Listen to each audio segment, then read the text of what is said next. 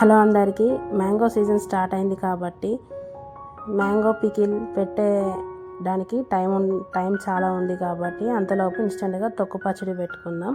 First మ్యాంగోస్ని cut చేసి చిన్న చిన్న క్యూబ్స్గా కట్ చేసి మిక్సీ జార్లో వేసుకోవాలి. తర్వాత వెల్లుల్లి వేసుకోవాలి. తర్వాత కారప్పొడి వేసుకోవాలి. మ్యాంగో పులుపుకు తగ్గట్టు కారప్పొడి వేసుకోవాలి. తర్వాత తగినంత ఉప్పు వేసుకోవాలి. వేసుకొని బరకగా పట్టుకోవాలి. ఇలా పంటికి అక్కడక్కడ తగిలే విధంగా పట్టుకోవాలి చట్నీని. ఈ చట్నీని ఇప్పుడు పోపు పెట్టుకోవాలి. ఆయిల్ హీట్ అయ్యాక ఆవాలు వేసుకోవాలి, జీలకర్ర వేసుకోవాలి.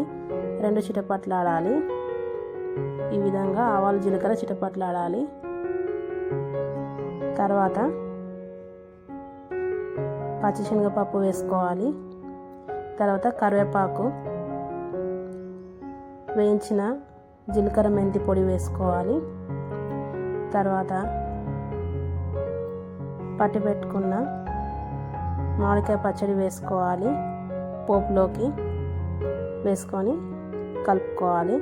ఇది వేడివేడి అన్నంలోకి కానీ, చపాతీలోకి కానీ, దోశ ఇడ్లీలోకి కానీ చాలా టేస్టీగా ఉంటుంది. అంతే, ఎంతో సింపుల్గా 10 నిమిషాలలో మామిడికాయ తొక్క పచ్చడి ఈ విధంగా తయారు చేసుకోండి.